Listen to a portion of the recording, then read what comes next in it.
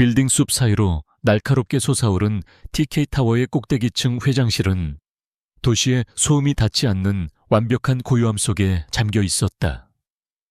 거대한 통유리창 너머로 서울의 스카이라인이 장난감처럼 펼쳐져 있었지만 방 안의 공기는 그 풍경만큼이나 차갑고 날카로웠다.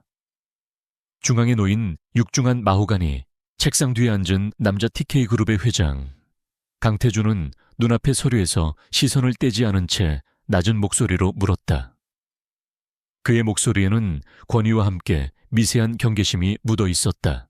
강태준의 시선이 마침내 서류에서 떨어져 맞은편에 앉은 여자를 향했다. 엘레나 한.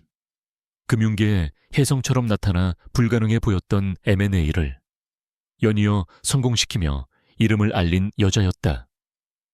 짙은 네이비색 정장은 그녀의 프로페셔널한 분위기를 한층 더했으며 흐트러짐 없는 자세와 감정을 읽을 수 없는 표정은 그녀를 마치 잘 조각된 얼음 조각상처럼 보이게 했다.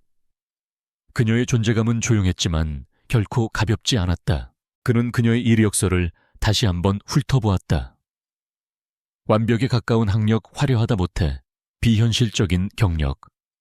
하지만 그를 사로잡은 것은 그런 것들이 아니었다. 이력서 사진 속에서도 그리고 지금 눈앞에서도 흔들림 없는 그녀의 눈빛이었다. 모든 것을 꿰뚫어 볼 듯한 깊고 차가운 눈. 그는 수많은 사람을 만나봤지만 이토록 젊은 나이에 그런 눈빛을 가진 사람은 처음이었다. 그것은 야망이나 자신감과는 다른 무언가 더 근원적인 감정의 응축체처럼 보였다.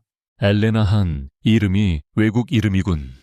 경력 대부분도 해외에서 쌓았고. 강태준은 의자 등받이에 몸을 깊게 기대며 팔짱을 꼈다. 그의 자세는 상대를 평가하고 압박하려는 의도를 노골적으로 드러내고 있었다. TK그룹은 당신이 놀던 그런 작은 물이 아닐 텐데 왜 굳이 이곳에 오려고 하는 거지? 더 좋은 조건의 자리도 많았을 텐데 말이야. 그의 말에는 은근한 조롱이 섞여 있었다. 엘레나는 미동도 없이 그의 시선을 마주했다.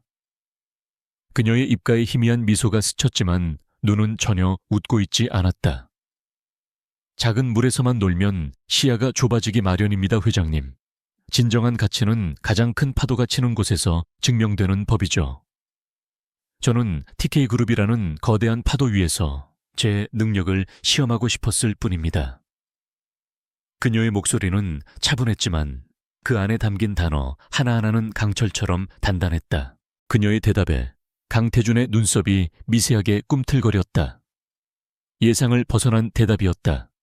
그는 그녀가 돈이나 명예를 언급할 것이라 생각했다.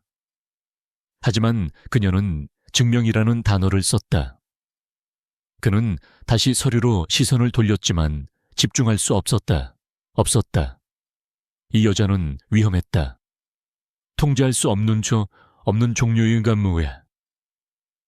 자기의 인간일지도 모른다는 본능적인 경고음이 머릿속에서 울렸다. 하지만 동시에 그렇기 때문에 더욱 탐이 났다.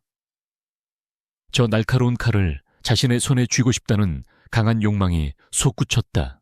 TK그룹은 최근 몇 년간 성장 정체에 시달리고 있었다. 새로운 돌파구가 절실했고 강태준은 그 해답을 공격적인 인수합병에서 찾으려 했다. 그러기 위해서는 날카로운 창이 필요했다. 지금까지 그가 거느렸던 사람들은 그의 말에 복종할 줄만 아는 방패에 가까웠다. 엘레나하는 그가 찾던 완벽한 창처럼 보였다. 그녀를 통제할 수만 있다면 TK그룹은 다시 한번 도약할 수 있을 터였다. 결국 강태준은 결정을 내렸다. 그는 서류를 옆으로 밀어놓고 몸을 앞으로 숙였다. 좋아, 증명할 기회를 주지. 하지만 명심해. 이곳은 기회를 주는 만큼 책임도 무거운 곳이야. 당신의 능력이 기대에 미치지 못한다면 그 대가는 혹독할 거다. 그의 목소리는 이제 노골적인 경고를 담고 있었다. 이것은 단순한 채용 통보가 아니라 맹수들의 왕국에 들어온 새로운 맹수를 향한 서열 정리와도 같았다. 엘레나는 자리에서 일어나 가볍게 고개를 숙였다. 기대에 부응하는 것이 아니라 기대를 뛰어넘는 결과를 보여드리겠습니다. 그것이 제 방식이니까요. 그녀의 마지막 말은 회장실의 차가운 공기 속에 선명하게 울려 퍼졌다. 그녀는 조금의 망설임도 없이 몸을 돌려 회장실을 나섰다. 육중한 문이 닫히는 순간까지 그녀는 단 한 번도 뒤를 돌아보지 않았다. 강태주는 그녀가 사라진 문을 한동안 응시했다. 그는 자신이 방금 거대한 태풍을 제 발로 불러들인 것일지도 모른다는 생각을 떨칠 수 없었다. 엘레나 하난이 한유라가 TK타워를 빠져나왔을 때 서울의 하늘은 짙은 회색빛으로 물들어 있었다. 그녀는 잠시 멈춰 서서 자신이 방금 나온 거대한 건물을 올려다보았다. 강태준의 왕국, 아버지를 죽음으로 내몰고 자신의 가족을 산산조각 낸 원수의 성. 10수년 동안 그녀는 이날을 위해 살아왔다. 복수라는 단 하나의 목표를 위해 자신의 이름, 과거 감정까지 모든 것을 지우고 엘레나 한이라는 완벽한 가면을 만들어냈다. 그녀는 고급 세단에 올라탔다. 운전기사가 목적지를 묻자 그녀는 잠시 창밖을 바라보다가 낮은 목소리로 말했다. 집으로. 그녀가 집이라고 부르는 곳은 한강이 내려다 보이는 최고급 주상복합 아파트였다. 성공의 상징이자 그녀의 철저한 고독을 감싸주는 차가운 요새. 그곳은 그녀의 진짜 모습을 아는 사람이 아무도 없는 오직 그녀만을 위한 공간이었다. 그곳에서만큼은 잠시나마 가면을 벗을 수 있었다. 아파트에 들어선 유라는 하이힐을 벗어던지고 곧장 침실로 향했다. 완벽하게 정돈된 미니멀한 공간. 그 어디에도 그녀의 개인적인 흔적은 보이지 않았다. 하지만 그녀는 침대 옆 협탁에 가장 깊숙한 서랍을 열었다. 그 안에는 낡고 색이 바랜 사진 한 장이 들어있었다. 사진 속에는 젊은 시절의 아버지와 어머니 그리고 해맑게 웃고 있는 어린 소녀가 있었다. 바로 10수년 전의 한유라였다. 그녀는 사진을 조심스럽게 꺼내들었다. 행복했던 시절의 기억이 칼날처럼 가슴을 파고들었다. 아버지는 국내 최고의 반도체 연구원이었다. 그의 연구는 TK그룹의 미래를 책임질 핵심 기술이었다. 하지만 강태준은 아버지의 공을 가로채고 오히려 기술 유출이라는 누명을 씌웠다. 언론은 아버지를 매국노로 몰아갔고 평생을 연구에만 바쳤던 아버지는 그 오명을 감당하지 못하고 스스로 목숨을 끊었다. 유라의 손가락이 사진 속 아버지의 얼굴을 천천히 쓸었다. 분노와 슬픔이 뒤섞인 감정이 뜨거운 용암처럼 속에서부터 끌어올랐다. 그녀의 눈빛은 더 이상 엘레나 한의 차가운 눈빛이 아니었다. 그것은 모든 것을 불태워버릴 듯한 복수의 화염이었다. 강태준, 그 남자는 아버지의 모든 것을 빼앗아갔다. 명예, 꿈, 그리고 목숨까지. 이제 자신이 그에게서 모든 것을 빼앗아올 차례였다. 그녀는 사진을 내려놓고 창가로 걸어갔다. 통유리창 너머로 TK타워가 도시의 야경 속에서 괴물처럼 빛나고 있었다. 유라는 와인잔에 붉은 와인을 따랐다. 진홍빛 액체가 잔 안에서 천천히 흔들리는 모습이 마치 피처럼 보였다. 그녀는 그 잔을 들어 TK타워를 향해 겨누었다. 강태준, 그녀의 입에서 낮은 속삭임이 흘러나왔다. 그 이름은 저주이자 그녀가 살아가는 이유였다. 날 사랑하게 만들고 무너뜨릴 거야. 그녀의 목소리는 와인잔에 부딪혀 서늘하게 울렸다. 이것은 단순한 복수가 아니었다. 그가 아버지에게 그랬던 것처럼 가장 믿었던 것에게 배신당하는 고통을, 자신의 세상이 발밑에서부터 무너져 내리는 절망을 그대로 돌려줄 생각이었다. 돈과 권력뿐만 아니라 그의 마음까지 철저하게 파괴할 것이다. 그것이 한유라가 자신의 모든 것을 걸고 시작한 복수의 방식이었다. 다음 날 엘레나 한은 TK그룹 미래전략기획실 실장으로 첫 출근을 했다. 그녀의 등장은 TK그룹에 미묘한 파장을 일으켰다. 회장이 직접 영입한 낙하산이라는 소문과 함께 그녀의 나이와 성별에 대한 편견 어린 시선들이 쏟아졌다. 특히 기존의 임원들은 자신들의 영역을 침범한 이방인을 향한 노골적인 적대감을 드러냈다. 첫 회의부터 그들은 그녀를 시험하려는 듯 복잡하고 민감한 현안들을 던졌다. 하지만 엘레나는 흔들리지 않았다. 그녀는 방대한 데이터를 순식간에 분석하고 문제의 핵심을 정확히 꿰뚫었다. 그녀의 논리는 날카로웠고 대안은 현실적이었다. 몇 시간 동안 이어진 회의가 끝났을 때 회의실을 지배하던 것은 더 이상 의심과 경계가 아니었다.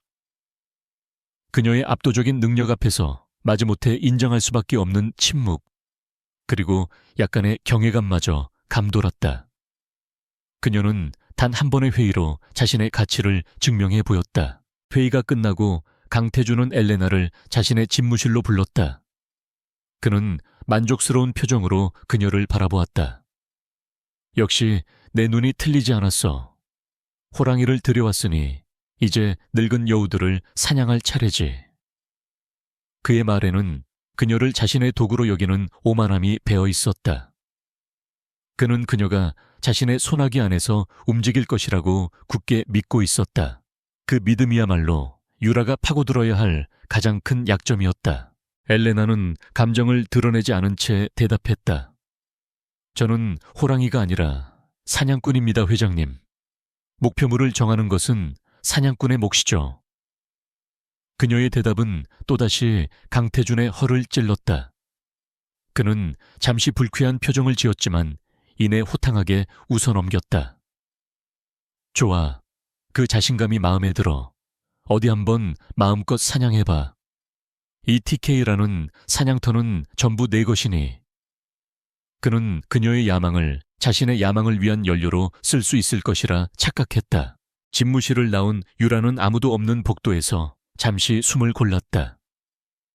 강태준과의 대화는 언제나 아슬아슬한 줄타기와 같았다. 복종하는 것처럼 보이되 결코 그의 아래에 있다는 인상을 주어서는 안 됐다.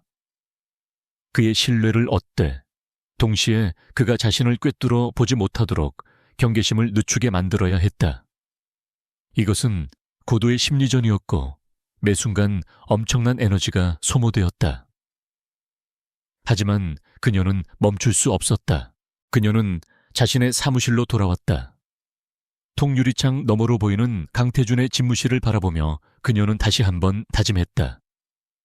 저 남자를 무너뜨리기 위해서라면 그 어떤 지옥이라도 기꺼이 걸어 들어갈 것이다. 그녀의 복수는 이제 막 첫발을 내디뎠을 뿐이었다. 앞으로 펼쳐질 길고 긴 싸움에서 그녀는 결코 지치거나 쓰러지지 않을 터였다. 아버지의 무덤 앞에서 흘렸던 피눈물을 강태준의 심장에 비수로 꽂아 넣는 그날까지 밤이 깊어지고 모두가 떠난 사무실에 홀로 남은 유라는 컴퓨터를 켰다. 화면에는 TK그룹의 복잡한 지배구조와 재무 상태가 그래프와 숫자로 가득 차 있었다. 그녀는 수년간 외부에서 TK그룹을 분석해왔다. 하지만 이제 내부에서 직접 들여다보는 정보는 차원이 달랐다. 그녀는 마치 퍼즐 조각을 맞추듯 흩어져 있는 정보들을 하나로 엮기 시작했다. 강태준이 숨겨놓은 비자금의 흐름 부실 계열사를 이용한 분식회계의 흔적들, 그녀의 손가락이 키보드 위에서 춤을 추듯 빠르게 움직였다. 그녀의 머릿속에서는 수백 수천 개의 시나리오가 그려지고 지워졌다. 어떻게 하면 가장 효과적으로 그의 숨통을 끊을 수 있을까? 어떻게 하면 그가 가장 고통스러운 방식으로 무너져 내릴까? 그녀의 눈은 차갑게 빛났고 입가에는 얼음처럼 냉정한 미소가 걸려 있었다. 이것은 그녀에게 주어진 숙명이자 그녀 스스로 선택한 길이었다. 복수의 여신은 이제 막 사냥감의 목줄을 손에 쥐었을 뿐이었다.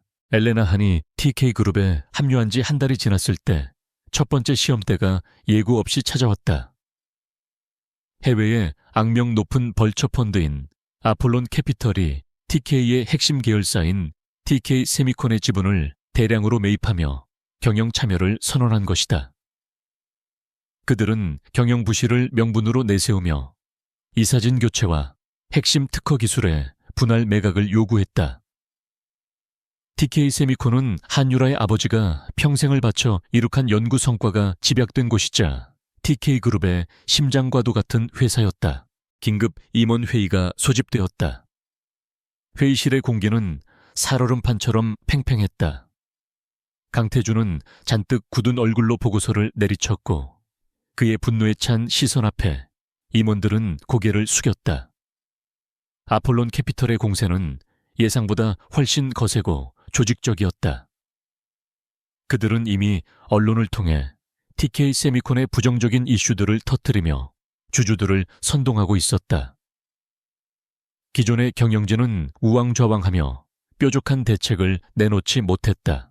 그래서 당신들이 내놓은 대책이라는 게 고작 자사주 매입으로 방어하겠다는 건가? 강태준의 목소리는 얼음장처럼 차가웠다. 그의 앞에선 박전무는 TK그룹의 터줏대감이자 강태준의 충신이었지만 지금은 식은땀만 흘리고 있었다. 그건 피를 흘리며 시간을 버는 것밖에 안 돼. 저놈들은 우리의 출혈이 심해질수록 더 거세게 공격해 올 거란 말이다. 그의 고함 소리에 회의실 전체가 얼어붙었다. 바로 그때 회의실 한쪽 구석에서 조용히 상황을 지켜보던 엘레나가 입을 열었다. 방어만으로는 이길 수 없는 싸움입니다.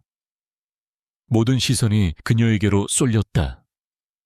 그녀는 자리에서 일어나 스크린 앞으로 걸어나갔다. 그녀의 손에 들린 태블릿 PC가 스크린에 연결되자 복잡한 데이터와 그래프들이 나타났다. 아폴론 캐피털은 사냥감의 피냄새를 맡고 달려드는 상어와 같습니다. 피를 흘리며 물러서는 모습을 보이면 그들은 우리를 갈갈이 찢어놓을 겁니다. 그녀는 아폴론 캐피털이 과거에 공격했던 기업들의 사례를 조목조목 분석해 보여주었다. 그들의 공격 패턴, 약점, 그리고 그들이 가장 두려워하는 것이 무엇인지에 대한 완벽한 분석이었다. 회의실에 모인 임원들은 그녀의 날카로운 통찰력에 압도당했다. 그녀는 단순한 재무 전문가가 아니었다. 그녀는 전쟁의 판도를 읽는 전략가였다. 그녀의 목소리는 차분했지만 그 안에는 전장을 지휘하는 장수의 단호함이 서려 있었다. 우리가 보여줘야 할 것은 피가 아니라 독입니다. 우리를 물면 당신들의 이빨이 먼저 썩어 문드러질 것이라는 강력한 경고를 보내야 합니다. 엘레나는 자신의 전략을 설명하기 시작했다. 그것은 방어가 아닌 역공에 가까운 대담한 계획이었다. 아폴론 캐피털의 자금줄과 그들의 투자자들을 역으로 공격하여 내부 분열을 유도하고 동시에 우호적인 백기사를 확보해 지분 싸움에서 우위를 점하겠다는 것이었다. 누구도 생각지 못한 발상이었다. 박전무를 비롯한 몇몇 임원들이 그녀의 계획이 너무 위험하고 무모하다며 반대하고 나섰다. 그들의 반발은 당연했다. 그녀의 계획은 기존의 방식과 질서를 완전히 뒤엎는 것이었기 때문이다. 하지만 강태준의 생각은 달랐다. 그는 지금껏 들어본 적 없는 이 대담하고 공격적인 전략에 매료되었다. 그의 눈에 절망 대신 흥미와 기대감이 떠올랐다. 그는 마침내 자신이 원하던 진짜 창을 발견한 것이다. 강태준은 자리에서 일어나 회의실을 둘러보았다. 그의 시선이 엘레나에게 닿았다. 좋아. 이 건은 엘레나 실장에게 정원을 위임한다. 필요한 모든 지원을 아끼지 말고 반대하는 자는 내게 직접 보고하도록. 그의 선언은 회의에 참석한 모든 이들에게 충격을 안겨주었다. 그룹의 명운이 걸린 중대한 사안을 들어온 지 한 달밖에 안 된 젊은 여자에게 맡기다니. 이것은 파격적인 신임의 표시이자 기존 세력에 대한 강력한 경고였다. 그날 이후 엘레나는 문자 그대로 전쟁을 치렀다. 미래전략기획실은 그녀의 지휘 아래 일사불란하게 움직이는 전투사령부로 변모했다. 그녀는 밤낮을 가리지 않고 일에 매달렸다. 수많은 데이터를 분석하고 해외의 네트워크를 총동원하여 정보를 수집했다. 아버지가 남긴 연구 자료들이 담긴 낡은 서류처를 검토할 때면 그녀는 잠시 숨을 멈추곤 했다. 아버지의 피와 땀이 서린 이 회사를 아버지의 원수인 강태준을 위해 지켜내야 한다는 사실이 아이러니하게 느껴졌다. 그녀는 때때로 깊은 자기 혐오에 빠졌다. 복수를 위해 시작한 일이었지만 어느새 그녀는 강태준의 가장 유능한 칼이 되어 그의 제국을 지키고 있었다. 밤늦게 텅 빈 사무실에 홀로 남아 창밖의 도시 야경을 바라볼 때면 자신이 누구인지 혼란스러웠다. 한유라로 살기 위해 엘레나 한이 되었는데 이제는 엘레나 한의 가면이 점점 자신의 진짜 얼굴을 잠식해 들어오는 것 같았다. 하지만 그녀는 감정을 추스를 틈도 없이 다시 일에 몰두했다. 지금은 멈출 때가 아니었다. 몇 주 후 상황은 극적으로 반전되었다. 엘레나의 계획대로 아폴론 캐피털은 내부 문제로 흔들리기 시작했고 그녀가 비밀리에 접촉한 우호 지분이 결정적인 순간에 TK 세미콘의 손을 들어주었다. 결국 아폴론 캐피털은 막대한 손실을 입고 물러날 수밖에 없었다. TK 그룹은 완벽한 승리를 거두었다. 이 승리의 중심에는 엘레나 한이 있었다. 그녀의 이름은 이제 TK 그룹 내에서 단순한 낙하산이 아닌 위기를 해결한 구원자의 이름이 되었다. 승전보가 울려 퍼진 날 밤 강태준은 엘레나를 자신의 집무실로 불렀다. 최고급 위스키가 채워진 잔을 건네며 그는 처음으로 부드러운 미소를 보였다. 당신 덕분에 이겼어. 내가 사람 하나는 제대로 봤지. 그의 목소리에는 진심 어린 만족감이 묻어 있었다. 그는 통유리창 너머로 펼쳐진 야경을 바라보며 나지막이 말했다. 이 자리에 오르면 모든 것을 가진 것처럼 보이지만 사실은 언제나 혼자야. 믿을 놈 하나 없거든. 다들 내 돈과 권력을 보고 달려들 뿐이지.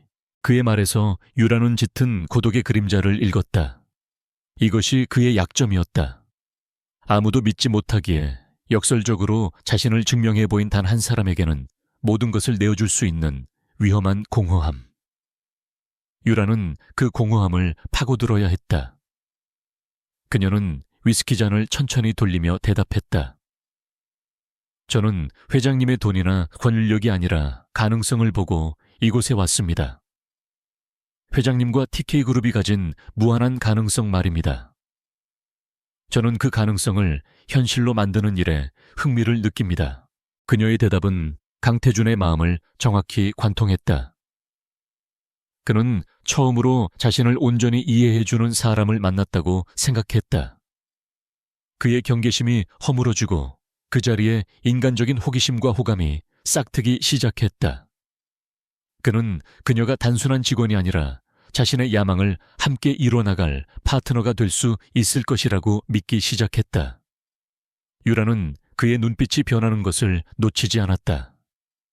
복수의 두 번째 단계, 신뢰의 기반이 성공적으로 다져지는 순간이었다. 집무실에서 나온 유라는 차가운 밤 공기를 마시며 잠시 걸었다. 강태준의 신뢰를 얻었다는 만족감과 함께 그의 고독을 이용해야 하는 자신의 처지에 대한 역겨움이 동시에 밀려왔다. 그 역시 결국엔 상처받고 외로운 인간일 뿐이라는 생각이 머리를 스쳤지만 그녀는 곧 고개를 저었다. 아버지가 홀로 죽어가던 순간을 떠올렸다. 동정심은 사치였다. 그녀의 마음속에서 복수심이 다시 한번 차갑게 타올랐다. 그녀는 택시를 잡아타고 집으로 향했다. 피로가 온몸을 짓눌렀지만 정신은 오히려 더 또렷해졌다. 오늘 밤 그녀는 강태준이라는 남자의 가장 깊은 곳에 있는 약점의 실마리를 잡았다. 그는 정상에 군림하는 왕이었지만 동시에 그 누구보다도 진실한 관계에 굶주려 있었다.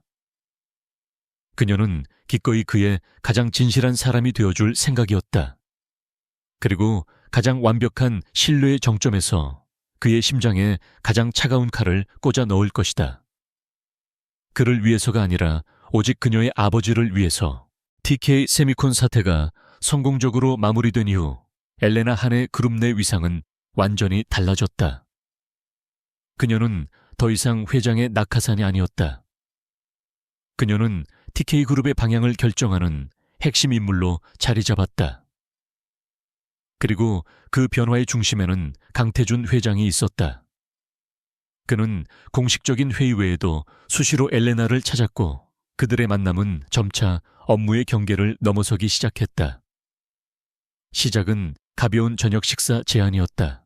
오늘 저녁 시간 괜찮다면 같이 식사나 하지.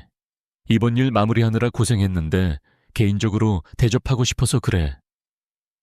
강태준은 비서를 통하지 않고 직접 그녀의 사무실로 와서 말했다. 그의 태도는 이전보다 한결 부드러워져 있었고 말투에는 사무적인 용건 이상의 무언가가 담겨 있었다. 유라는 잠시 망설이는 척했지만 이내 담담하게 고개를 끄덕였다. 이것은 그녀가 기다려왔던 신호였다. 그의 성벽 안으로 들어갈 수 있는 첫 번째 관문이 열린 것이다. 그들이 도착한 곳은 청담동에 위치한 최고급 프렌치 레스토랑이었다. 일반인에게는 거의 알려지지 않은 VVIP들만을 위한 비밀스러운 공간이었다. 레스토랑 전체를 빌린 듯 그들을 제외하고는 아무도 없었다.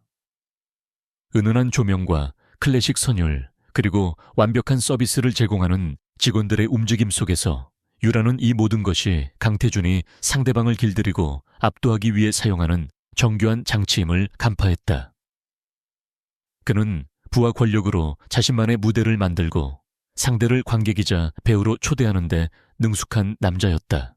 첫 번째 저녁 식사에서 그는 주로 자신의 이야기를 했다.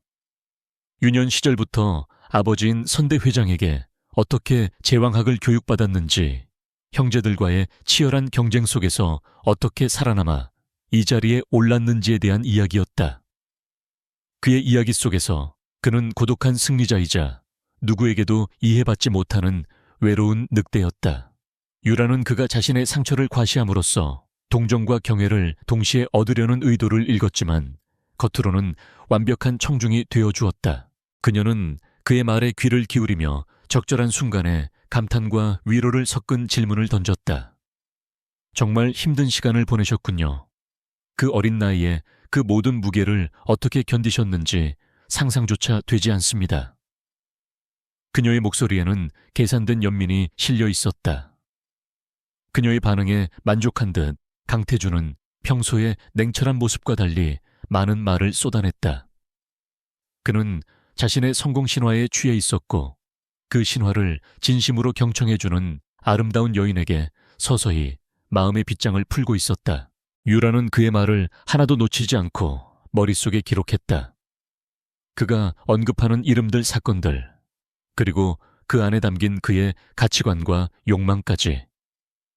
그것은 TK그룹의 공식적인 보고서에서는 결코 찾아볼 수 없는 강태준이라는 인간을 해부할 수 있는 가장 중요한 정보들이었다. 그의 이야기는 곧 그의 약점의 역사였다. 그는 스스로 자신의 아킬레스건을 그녀에게 노출하고 있는 셈이었다.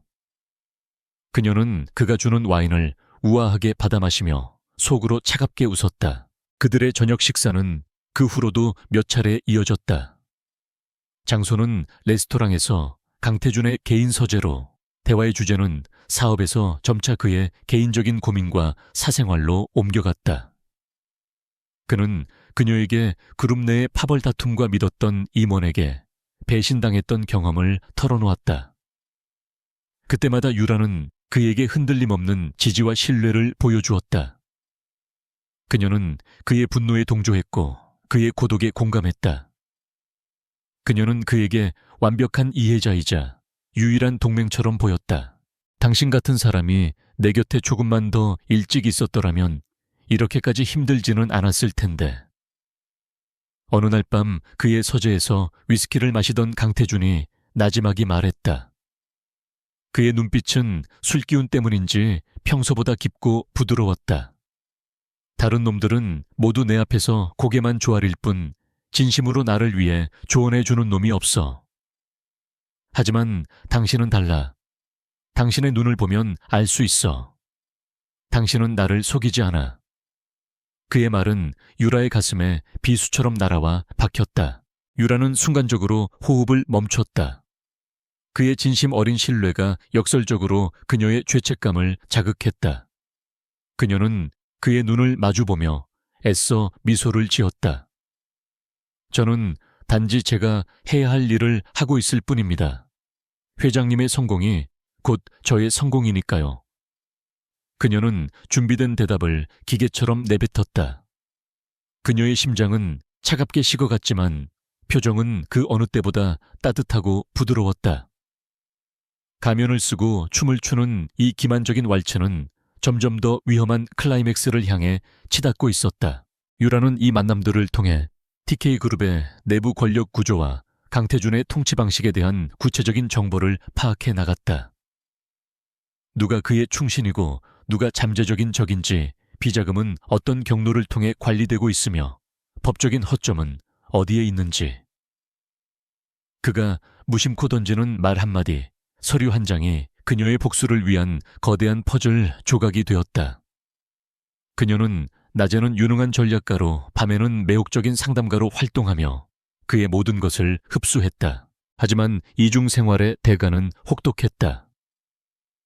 매일 밤 그의 서재를 떠나 자신의 차가운 아파트로 돌아올 때면 유라는 극심한 정신적 탈진 상태에 빠졌다. 강태준과 함께 마셨던 고급 와인의 향기가 마치 독처럼 온몸에 퍼져 있는 듯했다. 그녀는 욕실로 달려가 몇 번이고 샤워를 했다. 그의 흔적, 그의 신뢰, 그리고 그를 속이고 있는 자기 자신에 대한 혐오감을 씻어내고 싶었다. 하지만 아무리 씻어내도 더러운 기분은 사라지지 않았다. 그녀는 거울 앞에 서서 자신의 얼굴을 바라보았다. 거울 속에는 낯선 여자가 서 있었다. 차갑고 계산적인 엘레나 한의 얼굴. 순수하고 열정적이었던 한유라의 모습은 어디에서도 찾아볼 수 없었다. 복수를 위해 시작한 일이었지만 복수라는 괴물은 이제 그녀 자신을 집어삼키고 있었다. 그녀는 아버지를 떠올렸다. 과연 아버지는 이런 딸의 모습을 원했을까? 이런 방식으로 얻어낸 복수를 기뻐하실까? 회의감이 파도처럼 밀려왔다. 그러나 그녀는 마음을 다잡았다. 이미 너무 멀리 와버렸다. 여기서 멈춘다면 아버지의 죽음은 영원히 억울한 오명으로 남게 될 것이다. 그녀는 다시 한번 낡은 가족 사진을 꺼내보았다. 사진 속에서 환하게 웃고 있는 아버지의 얼굴이 그녀에게 힘을 주었다. 그녀는 이 춤을 멈추지 않을 것이다. 음악이 끝나고 무대에 막이 내리는 순간 비극의 주인공이 될 사람은 강태준이어야만 했다. 그녀 자신은 될 수 없었다. 어느 주말 강태준은 그녀를 자신의 별장으로 초대했다. 업무가 아닌 온전한 휴식을 위한 초대였다. 아름다운 호수를 낀 별장에서 그들은 말을 타고 함께 요리를 하며 평범한 연인처럼 시간을 보냈다. 강태준은 처음으로 어린아이처럼 환하게 웃었다. 권력의 갑옷을 벗어던진 그는 의외로 평범하고 인간적인 면모를 가지고 있었다. 유라는 그 모습을 보며 마음 한구석이 서늘해지는 것을 느꼈다. 괴물을 파괴하기 위해 괴물이 되어가는 자신과 달리 그는 괴물의 가면 뒤에 인간을 숨기고 있었다. 그날 밤 벽난로 앞에서 와인을 마시던 중 강태준이 그녀의 손을 부드럽게 잡았다. 엘레나, 당신과 함께 있으면 모든 걸 잊게 돼. 회장 강태준이 아니라 그냥 한 남자가 되는 것 같아. 그의 목소리는 진지했고 그녀를 바라보는 눈빛에는 이전과는 비교할 수 없는 깊은 감정이 담겨 있었다. 내 곁에 있어줘. 언제까지나. 그것은 고백에 가까운 말이었다. 유라는 그의 손을 뿌리치지 못했다. 그녀는 그저 말없이 고개를 끄덕였다. 거짓된 왈츠의 마지막 스텝이 시작되고 있었다. 강태준의 별장에서 돌아온 후 그들 사이의 공기는 미묘하게 변해 있었다. 더 이상 상사와 부하 직원이라는 공식적인 관계로는 설명할 수 없는 그 이상의 감정적 교류가 흐르고 있었다. 강태준은 노골적으로 그녀에 대한 호감을 표현하기 시작했고, 엘레나는 그가 원하는 만큼의 거리를 유지하며 그의 감정을 능숙하게 조율했다. 그녀의 계획은 순조롭게 진행되는 듯했다. 그러나 고요한 수면 아래에서는 이미 거대한 폭풍이 형성되고 있었다. 폭풍은 TK그룹의 오랜 라이벌인 선진그룹으로부터 시작되었다. 선진그룹의 양 회장은 강태준의 아버지 세대부터 이어진 악연으로 호시탐탐 TK그룹을 무너뜨릴 기회만을 엿보고 있었다. 그들은 TK그룹의 주가가 아폴론 캐피털 사태 이후 회복세를 보이는 틈을 타 비밀리에 우호 지분을 확보하며 적대적 M&A를 위한 칼날을 갈고 있었다. 그리고 마침내 그들은 시장에 자신들의 야욕을 드러내며 전면전을 선포했다. 선진그룹의 공격은 아폴론 캐피털 때와는 차원이 달랐다. 그들은 단순한 이익을 노리는 기업 사냥꾼이 아니었다. 그들은 TK그룹 자체를 집어삼키려는 포식자였다. 언론에서는 연일 TK그룹의 위기를 대서특필했고 주가는 곤두박질 쳤다. 외국인 투자자들이 썰물처럼 빠져나갔고 그룹 내부에서는 배신과 이탈의 조짐마저 보이기 시작했다.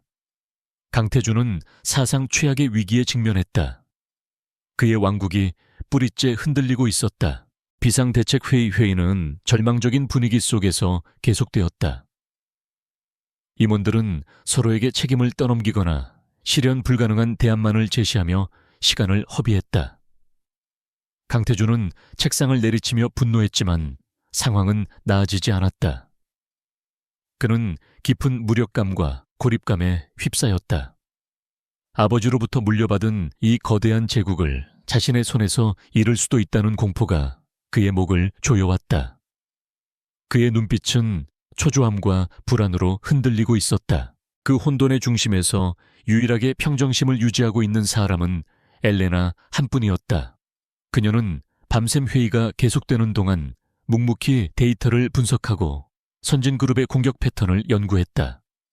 그녀의 침착함은 오히려 다른 임원들의 질투와 불안감을 자극했다. 젊은 여자가 뭘 안다고 저렇게 태어난 척이야. 하는 비난이 등 뒤에서 들려왔지만 그녀는 아랑곳하지 않았다. 그녀의 머릿속은 오직 이 전쟁에서 승리할 수 있는 단 하나의 수를 찾기 위한 생각으로 가득 차 있었다. 며칠 밤을 샌 강태준이 지친 몸을 이끌고 집무실로 돌아왔을 때 엘레나는 여전히 자리를 지키고 있었다. 그녀는 그에게 따뜻한 커피 한 잔을 건네며 말했다. 회장님, 잠시 쉬셔야 합니다. 쓰러지시면 이 전쟁은 그대로 끝입니다. 그녀의 목소리에는 부드러우면서도 단단한 힘이 실려 있었다. 강태준은 말없이 그녀가 건넨 커피를 받아들었다. 이 폭풍 속에서 유일하게 기댈 수 있는 등대는 그녀뿐인 것 같았다. 그는 소파에 몸을 깊게 묻으며 처음으로 자신의 나약한 속내를 드러냈다. 무섭군. 모든 것이 내 손가락 사이로 빠져나가는 것 같아. 아버지가 평생을 바쳐 이룩한 모든 것을 내가 망가뜨리는 것만 같아 두려워. 그의 목소리는 미세하게 떨리고 있었다. 유라는 그의 맞은편에 조용히 앉았다. 아버지. 그 단어가 그녀의 심장을 찔렀다. 그녀의 아버지를 죽음으로 내몬 남자가 자신의 아버지에 대한 두려움을 토로하고 있었다. 이보다 더 지독한 아이러니는 없었다. 하지만 그녀의 얼굴에는 어떠한 감정도 드러나지 않았다. 그녀는 오직 그의 유일한 구원자 역할을 수행할 뿐이었다. 두려움은 당연한 감정입니다. 하지만 회장님은 혼자가 아닙니다. 제가 곁에 있습니다. 그녀는 자리에서 일어나 거대한 상황판 앞으로 걸어갔다. 그리고 그녀가 밤새워 준비한 방역의 시나리오를 설명하기 시작했다. 그것은 모두의 예상을 뒤엎는 대담하고도 파격적인 전략이었다. 팩맨 디펜스, 팩만 디펜스, 즉 공격자를 역으로 인수하겠다고 위협하는 초강수였다. 선진그룹의 가장 큰 약점은 최근 무리하게 인수한 선진바이오입니다. 재무구조도 부실하고 아직 그룹 내에서 시너지를 내지 못하고 있죠.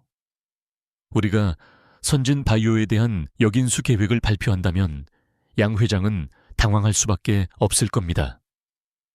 사냥꾼이 순식간에 사냥감으로 전락하는 셈이니까요. 그녀의 설명은 명쾌하고 논리적이었다. 하지만 그것은 TK그룹의 남은 모든 자원을 쏟아부어야 하는, 실패하면 그대로 공멸하는 위험천만한 도박이었다. 임원들은 당연히 격렬하게 반대했다. 그러나 절망의 끝에 서 있던 강태준에게 그녀의 계획은 유일한 동아줄처럼 보였다. 그는 그녀의 눈을 보았다. 그곳에는 한치의 흔들림도 없는 확신이 자리 잡고 있었다. 그는 결단을 내렸다. 당신 말대로 하지. 이 싸움의 지휘권은 이제부터 엘레나 실장 당신에게 있다. 모든 책임은 내가 진다. 그는 자신의 왕국 전체의 운명을 그녀의 손에 맡겼다. 그것은 신뢰를 넘어선 거의 맹목적인 믿음에 가까웠다. 그때부터 그들의 진짜 전쟁이 시작되었다. 회장실은 24시간 꺼지지 않는 전쟁 상황실이 되었다. 그들은 함께 밤을 새우고 쪽잠을 자며 전 세계의 금융시장과 싸웠다. 수많은 위기가 파도처럼 덮쳐왔다. 우호 세력의 배신, 예상치 못한 자금 압박, 선진그룹의 교묘한 여론전. 그때마다 강태준은 흔들렸지만 엘레나는 언제나 그의 곁에서 중심을 잡아주었다. 그녀는 단순한 전략가가 아니었다. 그의 정신적 지주이자 폭풍 속의 유일한 안식처였다. 결정적인 순간이 찾아왔다. 계획의 성패를 가를 자금 조달이 막히려던 찰나 엘레나는 자신이 과거에 인연을 맺었던 해외 투자자를 극적으로 설득해냈다. 전화기 너머로 자금 지원이 확정되었다는 소식을 들은 순간 강태준은 온몸의 힘이 빠져나가는 것을 느꼈다. 그는 비틀거리며 소파에 주저앉았다. 며칠간의 극심한 긴장이 한꺼번에 풀리는 순간이었다. 그는 잠시 동안 아무 말도 하지 못하고 거친 숨만 몰아쉬었다. 그리고 그는 천천히 고개를 들어 엘레나를 바라보았다. 그녀의 얼굴은 피로에 지쳐 창백했지만 눈은 그 어느 때보다 밝게 빛나고 있었다. 엘레나, 당신이 없었다면. 그는 말을 잇지 못했다. 당신이 없었다면 난 모든 것을 잃었을 거야.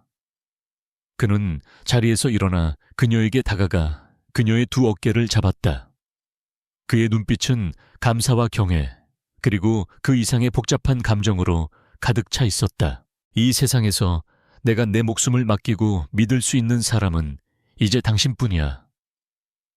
마침내 그가 내뱉은 말, 유라가 그토록 듣고 싶어 했던 완벽한 신뢰의 고백. 그녀의 계획이 정점에 다다랐음을 알리는 승리의 선언이었다. 하지만 유라의 마음속에는 어떠한 기쁨도 차오르지 않았다. 대신 거대한 바위가 가슴을 짓누르는 듯한 무게감이 느껴졌다. 그의 뜨거운 신뢰가 오히려 그녀를 얼어붙게 만들었다. 그녀는 그가 만들어준 안식처 안에서 그를 무너뜨릴 폭풍을 준비하고 있었다. 그녀의 승리는 곧 그녀의 파멸이었다. 엘레나의 대담한 역공 전략은 정확히 먹혀들었다. 사냥꾼에서 사냥감이 될 위기에 처한 선진그룹은 당황했고 내부적으로 심각한 균열을 보이기 시작했다. 결국 양 회장은 백기를 들었다. 언론을 통해 적대적 M&A 시도를 공식적으로 철회한다는 발표가 나왔을 때 TK그룹의 전쟁 상황실에서는 환호성이 터져나왔다. 불가능해 보였던 승리였다. 모두가 서로를 껴안고 기쁨을 나누는 동안 강태준은 오직 한 사람만을 바라보고 있었다. 그는 엘레나에게 다가가 다른 사람들이 듣지 못할 낮은 목소리로 말했다. 오늘 밤은 우리 둘만의 승리를 축하하고 싶군. 그의 제안에는 거절할 수 없는 힘이 실려 있었다. 유라는 말없이 고개를 끄덕였다. 그녀의 심장은 묘한 긴장감으로 빠르게 뛰고 있었다. 모든 것이 그녀의 시나리오대로 흘러가고 있었다. 마침내 마지막 장의 막이 오르려 하고 있었다. 그녀는 이 밤이 어떤 의미를 갖게 될지 이미 알고 있었다. 그들이 향한 곳은 TK 타워의 맨 꼭대기층에 위치한 강태준만을 위한 비밀스러운 펜트하우스였다. 거대한 통유리창 너머로 서울의 야경이 보석처럼 흩뿌려져 있었다. 마치 온 세상을 발 아래 둔 듯한 압도적인 풍경이었다. 강태준은 수십 년 된 최고급 와인을 따르며 말했다. 이곳은 내게 아주 특별한 장소야. 아버지가 돌아가시기 전 나를 이곳으로 불러 이 도시를 보여주셨지. 왕이 될 자는 이 도시의 무게를 견뎌야 한다고 하시면서 그는 와인잔을 들고 그녀의 곁으로 다가왔다. 그의 눈빛은 승리의 흥분과 감정이 뒤섞여 복잡하게 빛나고 있었다. 하지만 아버지는 틀렸어. 이 도시의 무게를 견디는 것보다 더 힘든 건 그 무게를 함께 나눌 사람이 없다는 외로움이었지. 당신을 만나기 전까지는 말이야. 그는 그녀의 눈을 똑바로 응시했다. 그 시선이 너무나 뜨겁고 진솔해서 유라는 순간적으로 시선을 피하고 싶다는 충동을 느꼈다. 그들은 말없이 와인을 마시며 한동안 야경을 바라보았다. 길고 치열했던 전투 뒤에 찾아온 고요함이었다. 강태준은 천천히 입을 열었다. 그는 이번 싸움을 겪으며 느꼈던 절망과 공포, 그리고 그녀가 있었기에 버틸 수 있었던 순간들에 대해 이야기했다. 그의 목소리는 낮고 차분했지만 그 안에는 깊은 감정의 파동이 일고 있었다. 그는 더 이상 TK그룹의 냉혹한 회장이 아니었다. 그는 자신의 모든 것을 걸고 싸운 끝에 살아남은 한 명의 남자였다. 나는 평생 무언가를 빼앗거나 지키기 위해 싸워왔어. 단 한 번도 내 것을 누군가와 나누고 싶다는 생각을 해본 적이 없었지. 그런데 지금은 달라. 그는 빈 와인잔을 테이블에 내려놓고 그녀에게 한 걸음 더 다가섰다. 이제 그들의 거리는 숨결이 느껴질 만큼 가까워졌다. 이 승리도, 이 야경도, 내가 가진 모든 것도 당신 없이는 아무 의미가 없어 엘레나. 그의 손이 조심스럽게 그녀의 뺨을 감쌌다. 사랑해. 마침내 그의 입에서 나온 세 마디. 그것은 유라가 이 모든 복수극을 계획한 순간부터 기다려온 마지막 퍼즐 조각이었다. 그의 심장을 완벽하게 손에 넣었음을 증명하는 징표. 그녀의 계획은 대성공이었다. 하지만 이상하게도 그녀의 마음속에서는 어떠한 희열도 느껴지지 않았다. 대신 차가운 얼음덩이가 심장 아래로 툭 떨어지는 듯한 섬뜩한 공허함만이 가득 찼다. 그의 진심이 그녀의 거짓된 세계를 더욱 비참하게 만들었다. 유라는 눈을 감았다. 아버지의 얼굴이 떠올랐다. 피를 토하는 심정으로 복수를 다짐했던 그날의 자신이 떠올랐다. 그녀는 이 순간을 위해 모든 것을 버렸다. 이제 와서 망설일 수는 없었다. 그녀는 천천히 눈을 떴다. 그리고 그녀의 영이 인생에서 가장 완벽한 미소를 지어 보였다. 감동과 기쁨으로 살짝 젖은 눈, 수줍게 떨리는 입술. 그녀는 그의 목을 부드럽게 감싸 안으며 속삭였다. 나도 사랑해요, 태준 씨. 그녀의 대답을 들은 강태준의 얼굴에 환한 기쁨이 피어올랐다. 그는 그녀를 힘껏 껴안았다. 세상 모든 것을 가진 아이처럼 행복해하는 그의 모습에 유라는 차라리 칼로 심장을 찌르는 듯한 고통을 느꼈다. 이 남자를 파멸시키기 위해 그의 가장 순수한 감정을 이용했다. 복수라는 대의 명분 아래 그녀는 용서받지 못할 죄를 짓고 있었다. 그녀가 파괴하려던 것은 강태준이라는 괴물이었는데 정작 진짜 괴물은 자기 자신이 되어가고 있었다. 그의 품에 안겨 그의 심장 소리를 들으며 유라는 생각했다. 그녀의 복수는 그가 그녀를 사랑하게 되는 순간 완성되는 것이 아니었다.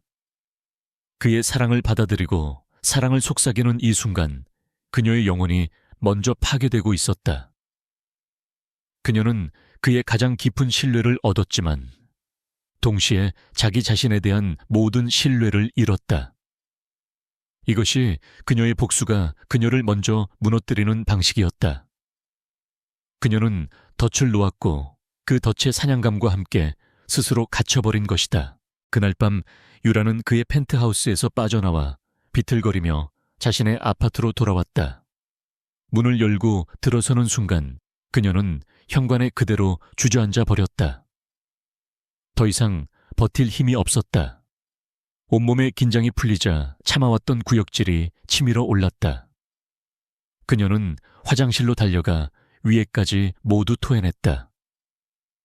그의 고백, 그의 천, 그리고 그를 향해 사랑을 속삭였던 자신의 목소리까지 모든 것이 역겹게 느껴졌다.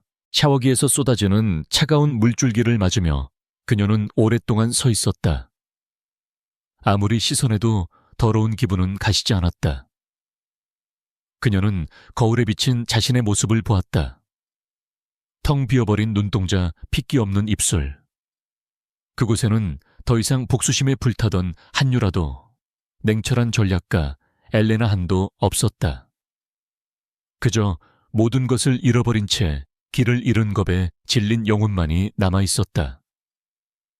그녀의 복수는 성공했지만 그녀는 패배했다. 침대에 누웠지만 잠은 오지 않았다.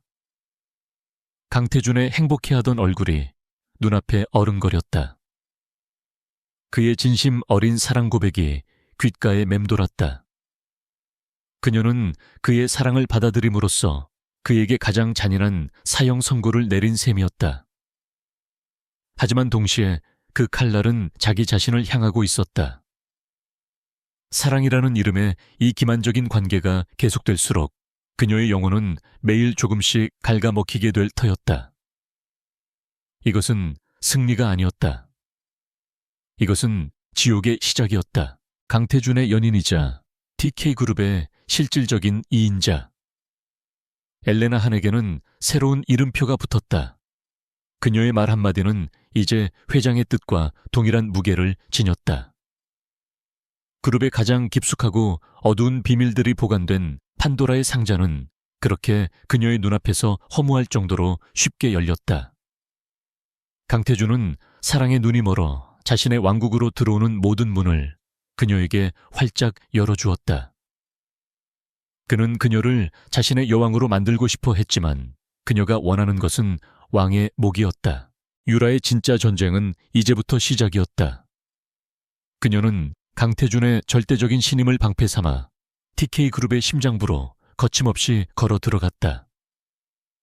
회장만이 접근할 수 있는 비밀 서버 수십 년간 그룹의 추악한 역사가 기록된 지하 비밀 아카이브, 그리고 정재계의 은밀한 거래가 이루어지는 로비스트들과의 만남까지.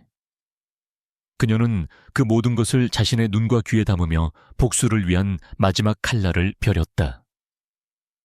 그녀의 하루하루는 살얼음판 위를 걷는 것과 같았다. 그녀는 낮에는 완벽한 연인이자 유능한 조력자로서 강태준의 곁을 지켰다. 그의 일정과 건강을 챙기고 중요한 계약에서는 그의 그림자처럼 움직이며 협상을 성공으로 이끌었다. 그녀의 완벽한 모습에 강태준은 더욱 깊이 그녀에게 빠져들었다. 그는 그녀 없이는 아무것도 할 수 없는 것처럼 그녀에게 의존하기 시작했다. 그의 맹목적인 사랑은 그녀에게 최고의 무기이자 가장 견디기 힘든 형벌이었다. 그의 다정한 손길이 닿을 때마다 그녀는 피부 아래로 벌레가 기어가는 듯한 혐오감을 느꼈다. 밤이 되면 그녀는 어둠 속의 사냥꾼으로 변했다. 모두가 잠든 시간 그녀는 회장실에 남아 방대한 양의 자료들을 빼내기 시작했다. 그녀는 평범한 USB처럼 보이는 해킹 장비를 이용해 그의 개인 컴퓨터와 서버에 심어둔 백도어로 접속했다.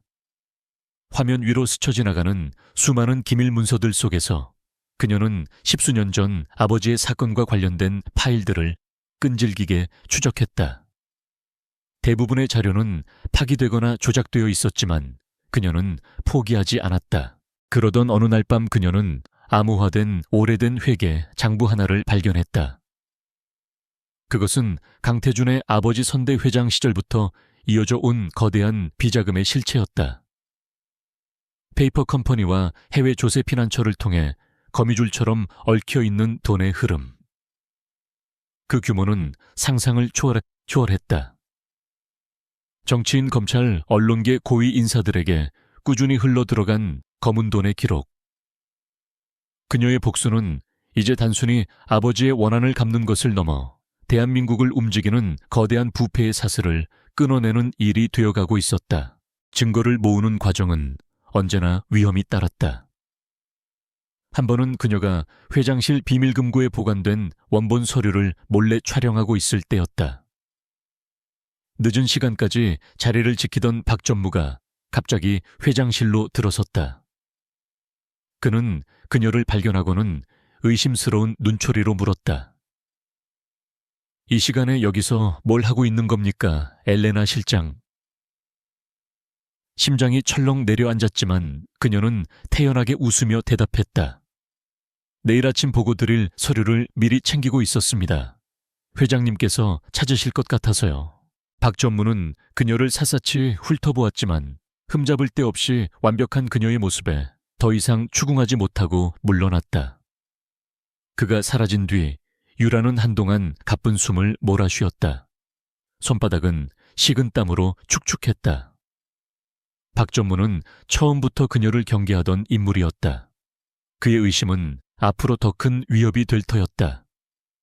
그녀는 더욱 치밀하고 조심스럽게 움직여야만 했다. 단 한 번의 실수가 모든 것을 물거품으로 만들 수 있었다. 또 다른 위기는 강태준 자신에게서 찾아왔다. 그는 그녀와 더 많은 시간을 보내고 싶어 했고 종종 예고 없이 그녀의 사무실이나 아파트를 찾아왔다. 한 번은 그녀가 아파트에서 빼돌린 자료들을 정리하며 김 기자와 비밀리에 통화하고 있을 때 그가 갑자기 문을 열고 들어왔다. 김 기자는 과거 아버지의 동료였던 유라가 유일하게 믿고 정보를 공유하는 언론인이었다. 그녀는 황급히 전화를 끊고 컴퓨터 화면을 껐지만 강태준은 그녀의 당황한 기색을 놓치지 않았다. 누구랑 통화했어? 얼굴이 안 좋아 보이는데. 그의 날카로운 질문에 그녀는 심장이 멎는 것 같았다. 그녀는 애써 미소를 지으며 둘러댔다. 오랜만에 어머니와 통화했어요. 건강이 안 좋으시다는 이야기를 들어서요. 그녀는 자신의 어머니를 방패막이로 내세웠다. 그녀의 눈가에 살짝 눈물이 맺히는 것을 본 강태준은 더 이상 의심하지 않았다. 그는 오히려 그녀를 안쓰럽게 여기며 따뜻하게 안아주었다. 그의 품에 안겨 유라는 지옥 같은 안도감을 느꼈다. 수많은 위기를 넘기며 마침내 그녀는 결정적인 증거를 손에 넣었다. 그것은 폐기된 줄 알았던 과거 프로젝트의 연구일지 원본이었다. 그곳에는 아버지의 연구 결과를 강태준이 어떻게 가로챘는지, 그리고 기술 유출이라는 누명을 씌우기 위해 어떻게 증거를 조작했는지가 상세히 기록되어 있었다. 그것은 강태준의 범죄를 입증할 스모킹 건이었다. 모든 것이 끝났다고 생각하는 순간 연구일지 마지막 장에서 그녀는 예상치 못한 이름을 발견했다. 그것은 바로 박 전무의 서명이었다. 그는 당시 연구팀의 책임자로서 이 모든 조작에 가담하고 침묵하는 대가로 지금의 자리까지 오른 것이었다. 모든 퍼즐 조각이 맞춰졌다. 박 전무가 왜 그토록 자신을 경계했는지, 그리고 강태준의 곁을 그림자처럼 지켰는지. 그는 공범이었던 것이다. 이제 유라는 강태준뿐만 아니라 그의 가장 충실한 개까지 함께 사냥해야만 했다. 복수의 판은 더욱 커지고 위험해졌다. 그녀는 모든 증거를 하나의 외장 하드에 담았다. 아버지의 누명을 벗길 자료, TK그룹의 비자금 내역, 그리고 정재계 로비 리스트까지. 이 작은 저장 장치 하나가 거대한 제국을 무너뜨릴 폭탄이었다. 그녀는 외장 하드를 손에 쥔 채 창밖을 바라보았다. 저 아래 화려한 불빛 속에서 수많은 사람들이 욕망을 불태우며 살아가고 있었다. 그녀는 그 모든 것을 끝낼 힘을 손에 쥐었지만 마음은 조금도 기쁘지 않았다. 이 더러운 진실들을 파헤치는 동안 그녀의 영혼 역시 오물로 더럽혀진 기분이었다. 호랑이 굴에 들어와 호랑이의 심장을 꺼냈지만 그 과정에서 온몸에 지워지지 않을 피를 묻힌 것이다. 모든 증거를 손에 쥔 후 한유라는 이제 방아쇠를 당길 순간만을 기다리고 있었다. 하지만 역설적이게도 복수의 완성을 눈앞에 둔 그 순간부터 그녀의 내면은 급격히 무너져 내리기 시작했다. 강철 같았던 그녀의 정신력에 미세한 균열이 생기기 시작한 것이다.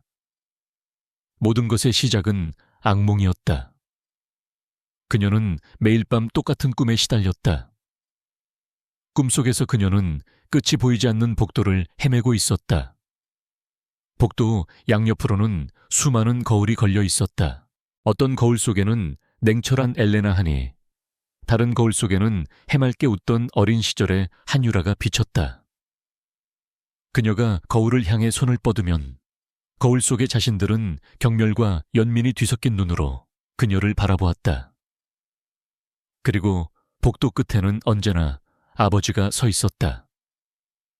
하지만 아버지는 아무 말도 하지 않았다. 그저 슬픔으로 가득 찬 눈으로 그녀를 바라볼 뿐이었다. 그 눈빛은 그녀에게 이렇게 묻는 것 같았다. 유라야, 이것이 네가 진정으로 원했던 것이니? 그녀는 소리를 지르며 꿈에서 깨어났고 온몸은 식은땀으로 젖어 있었다. 밤에 잠을 이루지 못하자 낮 동안의 집중력도 현저히 떨어졌다. 중요한 회의 시간에 잠시 멍하니 창밖을 바라보거나 강태준의 질문에 엉뚱한 대답을 하기도 했다. 그녀의 날카로움은 무뎌졌고 완벽했던 가면 위로 피로와 불안의 그림자가 짙게 드리워졌다.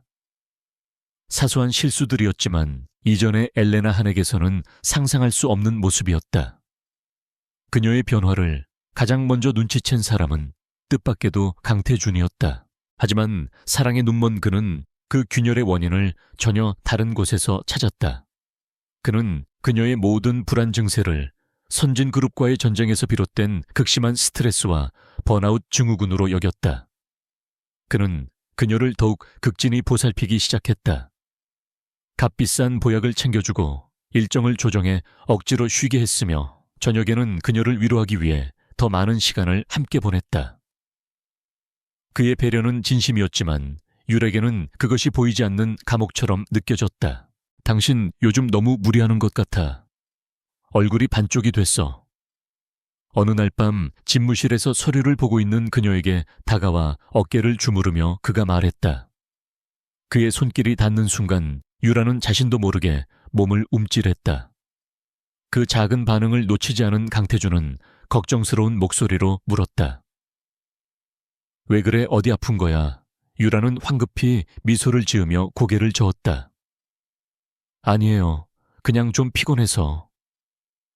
그녀의 변명은 점점 서툴러지고 있었다.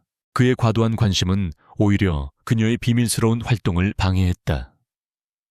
밤늦게 남아 정보를 정리하거나 김 기자와 연락을 취할 수 있는 시간이 줄어들었다. 강태준은 그녀를 혼자 두려워하지 않았다. 그는 그녀를 자신의 세상 안에 완벽하게 가두어두고 싶어 했다. 그것이 그가 사랑하는 여자를 지키는 방식이라고 굳게 믿었다. 그의 보호는 아이러니하게도 그녀의 목을 조여오는 올가미가 되어가고 있었다. 그는 스스로 자신의 목에 감길 교수형 밧줄을 정성껏 꼬고 있는 셈이었다. 며칠 후 유라는 몰래 시간을 내어 김 기자를 만났다. 오랜만에 만난 김 기자는 그녀의 모습을 보고는 깜짝 놀랐다. 유라야, 너 괜찮은 거냐? 안색이 말이 아니구나. 그는 단순한 정보원을 대하는 태도가 아니었다. 그는 진심으로 그녀를 걱정하고 있었다. 유라는 애써 괜찮은 척하며 마지막 증거가 담긴 파일을 건넸다. 이제 거의 다 끝났어요, 아저씨. 때가 되면 이걸 세상에 터뜨려 주세요. 김 기자는 파일을 받아들고도 한동안 그녀의 얼굴을 심각하게 바라보았다. 그리고 그는 조심스럽게 입을 열었다. 복수도 좋지만 너 자신을 잃어선 안 돼. 요즘 내 눈을 보면 예전의 네가 아닌 것 같아 무섭다. 저놈들을 잡는 것보다 중요한 건 네가 사는 거야. 너무 깊이 들어가지 마라. 그러다 너까지 저 괴물들에게 잡아먹히고 말 거다. 그의 충고는 날카로운 칼처럼 유라의 폐부를 찔렀다. 그녀 자신도 느끼고 있던 불안의 실체였기 때문이다. 하지만 유라는 고개를 저었다.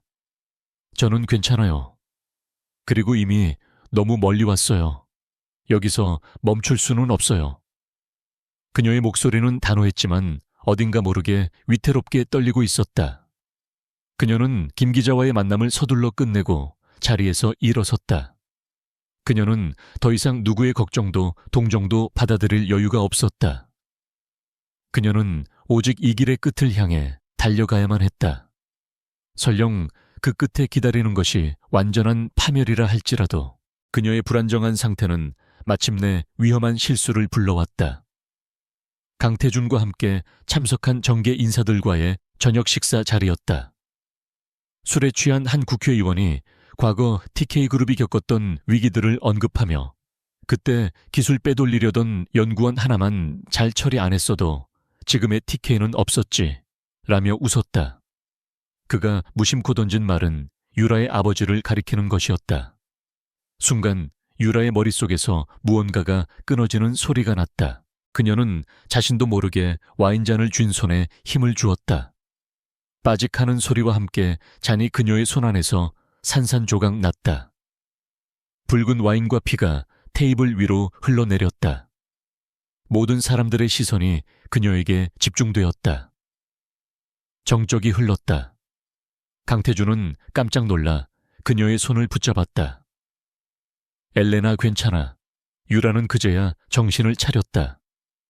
그녀는 깨진 유리 조각이 박힌 자신의 손을 멍하니 내려다보았다. 고통은 느껴지지 않았다. 강태준은 재빨리 상황을 수습하고 그녀를 데리고 밖으로 나왔다. 그는 차 안에서 직접 그녀의 손을 치료하며 화가 난 목소리로 말했다. 그 인간이 무례한 소리를 한 건 알지만 당신답지 않게 왜 그런 실수를 해? 유라는 아무 대답도 하지 못했다. 그녀는 그저 창밖을 바라보며 떨리는 숨을 내쉴 뿐이었다. 조금만 더 감정을 통제하지 못했더라면 그녀는 그 자리에서 모든 것을 망쳐버렸을지도 모른다. 가면이 거의 벗겨질 뻔한 아찔한 순간이었다. 강태준은 그녀의 침묵을 다른 의미로 해석했다. 그는 그녀가 자신을 대신해 분노했다고 생각했다. TK그룹의 명예를 더럽힌 자를 용서하지 못하는 그녀의 충성심이라고 믿었다. 그는 그녀의 상처 입은 손을 부드럽게 감싸 쥐며 말했다. 당신이 나 때문에 이렇게까지 애쓰는 거 알아. 이제 내가 당신을 지켜줄게. 아무도 당신을 함부로 대하지 못하도록 내가 당신에게 세상에서 가장 높은 자리를 선물하겠어. 며칠 뒤 그는 자신의 약속을 실행에 옮겼다. 다음 달 그룹 창립 기념 행사가 있어. 그 자리에서 당신을 부회장으로 승진시키고 우리의 관계도 공식적으로 발표할 생각이야. 그의 발표는 유라에게 사형 선고나 다름없었다. 그녀의 복수를 위한 무대가 이제는 그녀가 도망칠 수 없는 단두대로 변해버렸다. 그룹 창립 기념일. 그날은 그녀가 모든 것을 끝내야만 하는 마지막 날이 되었다. 시간은 이제 그녀의 편이 아니었다. 그룹 창립 기념일이 운명의 날처럼 다가오고 있었다. 한유라에게 남은 시간은 일주일. 그녀는 마지막 남은 일주일을 TK그룹이라는 거대한 제국을 무너뜨리기 위한 완벽한 사전 작업에 쏟아부었다. 그녀의 모든 행동은 마치 잘 짜인 교향곡의 악장처럼 치밀하고 정교하게 진행되었다. 그녀의 머릿속은 차갑게 식어 있었고 심장은 얼어붙은 듯 아무런 감정도 느끼지 못했다. 오직 복수라는 단 하나의 목표만이 그녀를 움직이는 연료였다. 그녀는 밤마다 자신의 아파트에서 보이지 않는 전쟁을 지휘했다. 수십 개의 해외 계좌를 통해 그녀는 TK그룹과 주요 계열사들의 주가에 대한 대규모 공매도 포지션을 설정했다. 이 모든 거래는 여러 개의 차명 법인과 대리인을 거쳐 이루어졌기 때문에 그 배후에 누가 있는지 알아내는 것은 불가능에 가까웠다. 그녀는 TK그룹의 주가가 폭락할 때 천문학적인 돈을 벌게 될 터였다. 하지만 그녀에게 돈은 중요하지 않았다. 이것은 단지 그의 몰락을 확인하는 점수판에 불과했다. 동시에 그녀는 강태준이 비자금을 관리하던 유령 회사들의 자산을 처분하기 위한 자동 매도 주문을 시스템에 입력했다. 그녀가 김 기자에게 신호를 보내는 순간 언론 보도와 함께 이 주문들이 일제히 실행될 것이었다. 그렇게 되면 TK그룹은 순식간에 심각한 유동성 위기에 빠지게 될 터였다. 또한 그녀는 국제신용평가기관의 익명의 제보자로서 TK그룹에 숨겨진 부실 채무에 대한 자료를 흘렸다. 신용등급 강등이라는 마지막 결정타를 준비하기 위함이었다. 이 모든 파괴적인 작업을 수행하는 동안 그녀는 낮에는 강태준의 완벽한 약혼녀 역할을 계속해야 했다. 그녀는 그와 함께 창립기념 행사 준비를 논의하고 VVIP 리스트를 검토했으며 심지어 그날 입을 드레스까지 함께 골랐다. 그녀의 이중생활은 이제 그게 달에 있었다. 그녀는 자신의 손으로 무너뜨릴 무대를 웃으며 장식하고 있는 셈이었다. 그녀의 영혼은 매 순간 조각나고 있었다. 행사를 이틀 앞둔 날 밤 강태준은 그녀를 위해 특별한 저녁 식사를 준비했다. 내일은 너무 바쁠 테니 오늘 밤은 온전히 우리 둘만의 시간을 보내고 싶어. 그는 그들의 첫 저녁 식사가 있었던 바로 그 레스토랑 그 자리를 예약했다. 시작과 끝을 같은 장소에서 맺으려는 그의 낭만적인 의도가 율에게는 지독한 악취미처럼 느껴졌다. 그녀는 그가 준비한 아름다운 드레스를 입고 아무것도 모르는 사람처럼 그의 차에 올랐다. 그날 밤의 강태준은 그 어느 때보다 행복해 보였다. 그는 더 이상 외로운 왕이 아니었다. 그는 사랑하는 여인과 함께 미래를 꿈꾸는 평범한 남자였다. 그는 앞으로 태어날 아이의 이름에 대해 이야기했고 은퇴하면 그녀와 함께 세계를 여행하고 싶다는 소망을 털어놓았다. 그의 모든 이야기 속에서 그녀는 그의 인생의 중심이자 그의 구원이었다. 유라는 음식 맛을 전혀 느끼지 못했다. 그녀는 그저 기계적으로 고개를 끄덕이고 미소를 지을 뿐이었다. 식사가 끝날 무렵 강태준은 벨벳 상자 하나를 꺼내 그녀의 앞에 놓았다. 어머니의 유품이야. 평생 간직해 오셨던 목걸이지. 상자 안에는 에메랄드 목걸이가 고고한 빛을 발하고 있었다. 우리 집안의 여주인에게 대대로 물려져 내려오는 물건이야. 이제 이 목걸이의 주인은 당신이야, 엘레나. 그는 직접 그녀의 목에 목걸이를 걸어주었다. 차가운 보석의 감촉이 그녀의 피부에 닿는 순간 유라는 마치 불에 댄 듯 단 고통을 느꼈다. 이것은 사랑의 증표가 아니라 그녀의 죄를 낙인 찍는 족쇄였다. 유라는 목걸이를 만지며 아무 말도 하지 못했다. 그녀의 마음속에서 무언가 울컥 치밀어 올랐다. 이 남자는 진심이었다. 그는 그녀를 진심으로 사랑하고 그의 세계 전부를 그녀에게 바치려 하고 있었다. 그녀가 파괴하려는 것은 단순한 부패한 기업인이 아니었다. 그것은 자신을 유일하게 믿고 사랑해준 한 인간의 영혼이었다. 순간 그녀의 마음속에서 모든 것을 멈추고 싶다는 충동이 강하게 일었다. 그냥 이대로 도망쳐버릴까? 이 모든 복수를 그만두고 사라져버릴까? 하지만 바로 그때 강태준이 와인잔을 들어 올리며 말했다. 나의 아버지 그리고 TK그룹을 위하여. 아버지. 그 단어가 유라의 모든 망설임을 산산조각 냈다. 그의 아버지가 자신의 아버지를 어떻게 짓밟았는지, 그리고 그가 아버지의 피 위에 어떻게 이 제국을 세웠는지. 그녀는 복수를 포기할 수 없었다. 그것은 죽은 아버지를 2번 죽이는 일이었다. 그녀는 흔들리는 눈빛을 감추고 애써 미소 지으며 와인잔을 부딪혔다. 우리의 미래를 위하여. 그녀의 목소리는 그녀의 의지와는 상관없이 미세하게 떨려 나왔다. 저녁 식사를 마치고 아파트로 돌아온 유라는 현관문을 닫자마자 그 자리에 주저앉았다. 그녀는 목에 걸린 에메랄드 목걸이를 3개 쥐었다. 손바닥 안으로 파고드는 보석의 날카로운 감촉이 오히려 그녀의 정신을 붙잡아 주었다. 더 이상 망설임은 없었다. 그녀는 마지막 결단을 내려야 했다. 그녀는 떨리는 손으로 전화기를 들고 단축 번호를 눌렀다. 신호음이 몇 번 울리고 김 기자의 목소리가 들려왔다. 네, 제호입니다. 유라는 잠시 숨을 골랐다.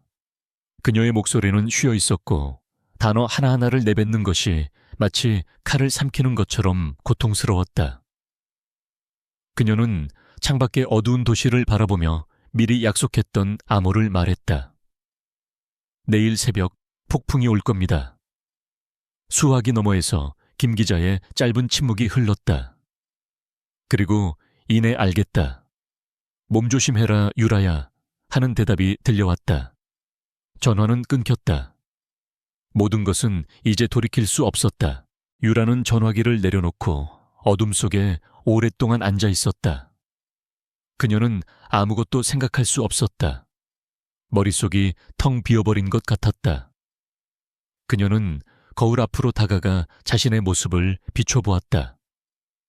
아름다운 드레스값 비싼 에메랄드 목걸이, 그리고 텅 빈 눈동자를 가진 낯선 여자. 그녀는 복수를 위해 모든 것을 버렸고 마침내 복수의 여신이 되었다. 하지만 그 대가로 그녀는 인간의 마음을 잃어버렸다. 내일 해가 뜨면 한 남자의 세상이 무너져 내릴 것이다. 그리고 그녀의 세상 역시 그 폐허 속에서 함께 매장될 터였다. DK그룹 창립 50주년 기념 행사가 열리는 날 아침이 밝았다. 하늘은 거짓말처럼 맑았고 도시는 축제 분위기로 들떠 있었다. 언론에서는 TK그룹의 후이황 한 역사와 강태준 회장의 리더십을 칭송하는 기사들을 쏟아냈다. 그리고 그 중심에는 언제나 그의 신데렐라 엘레나 한의 이름이 함께했다. 오늘 밤 그녀는 공식적으로 TK그룹의 새로운 여왕으로 등극할 예정이었다. 아무도 그 화려한 무대 뒤에서 거대한 비극의 막이 오르고 있다는 사실을 알지 못했다. 한유라는 아침부터 저녁까지 기계처럼 움직였다. 그녀는 강태준이 보내준 최고급 샵에서 헤어와 메이크업을 받고 그가 직접 골라준 우아한 실크 드레스를 입었다. 목에는 차가운 에메랄드 목걸이가 묵직하게 걸려 있었다. 거울 앞에 선 그녀의 모습은 완벽했다. 하지만 그 아름다운 껍데기 속에서 그녀의 영혼은 이미 재가 되어 흩어지고 있었다. 그녀는 오늘 밤 열릴 자신의 처형식을 위해 가장 아름다운 모습으로 단장하고 있는 사형수와 같았다. 행사가 열리는 호텔 연회장은 대한민국의 모든 권력이 모인 듯 화려했다. 정재계 거물들과 유명 인사들이 샴페인 잔을 부딪히며 웃고 떠들었다. 강태준은 엘레나의 손을 잡고 수많은 하객들의 축하를 받았다. 그는 세상을 다 가진 남자의 얼굴을 하고 있었다. 그는 그녀의 귓가에 속삭였다. 오늘 당신은 세상에서 가장 아름다워. 모두가 당신을 부러워하고 있어. 유라는 희미하게 미소 지었지만 아무 대답도 하지 못했다. 저녁 8시 정각 행사의 하이라이트인 강태준 회장의 기념사가 시작되었다. 그는 무대 위로 올라가 자신감 넘치는 목소리로 TK그룹의 비전을 선포했다. 그리고 연설의 마지막 끈은 엘레나를 향해 손을 뻗었다. 그리고 이 모든 영광을 저의 동반자이자 TK의 미래인 엘레나 한에게 바칩니다. 박수갈채가 쏟아지는 가운데 엘레나는 천천히 무대 위로 걸어 올라갔다. 바로 그 순간 약속된 시간이 되었다. 김 기자의 인터넷 언론사 홈페이지에 첫 번째 기사가 올라왔다. 단독, TK그룹 수조원대 해외 비자금 조성 확인, 충격. 기사는 폭탄이었다. 연회장 곳곳에서 하객들의 스마트폰이 동시에 울리기 시작했다. 처음에는 단순한 해프닝으로 여겼던 사람들의 얼굴이 기사를 확인하면서 점차 굳어졌다. 웅성거림이 파도처럼 번져나갔다. 강태준은 당황한 기색을 감추지 못하고 연설을 멈췄다. 하지만 그것은 시작에 불과했다. 5분 간격으로 두 번째, 세 번째 기사가 연이어 터져나왔다. TK그룹의 정관계 로비리스트 주가 조작 의혹, 그리고 마침내 10수년 전 한 연구원의 기술을 탈취하고 그에게 누명을 씌웠다는 내용의 기사까지. 연 회장의 대형 스크린에는 축하 영상 대신 속보를 전하는 뉴스 화면이 뜨기 시작했다. 화려했던 축제는 순식간에 아수라장으로 변했다. 이게 무슨 짓이야? 당장 저 화면 꺼. 강태준이 고함을 질렀지만 상황을 통제할 수 있는 사람은 아무도 없었다. 주식시장에서는 TK그룹 관련 주식들이 일제히 폭락하기 시작했다. 박전무는 새파랗게 질린 얼굴로 어디론가 다급하게 전화를 걸고 있었다. 하객들은 썰물처럼 연 회장을 빠져나가기 시작했다. 그들의 얼굴에는 축하 대신 경멸과 조롱의 빛이 서려 있었다. 강태준의 왕국이 그의 눈앞에서 실시간으로 붕괴하고 있었다. 그리고 마침내 연 회장의 육중한 문이 거칠게 열리며 검찰 수사관들이 들이닥쳤다. 압수수색 영장입니다. 모두 움직이지 마십시오. 그들의 등장으로 혼돈은 극에 달했다. 수사관들은 도망치려던 박전무를 가장 먼저 체포했다. 강태준은 무대 위에서 이 모든 광경을 망연자실하게 바라보고 있었다.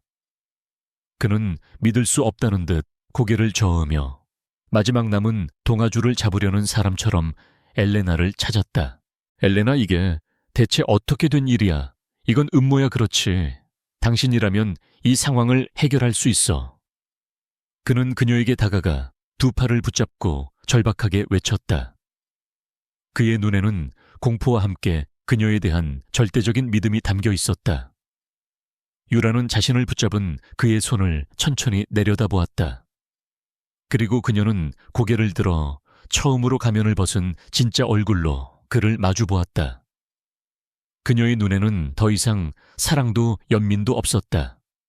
오직 차가운 증오와 경멸만이 남아있었다. 내 이름은 엘레나 한이 아니야.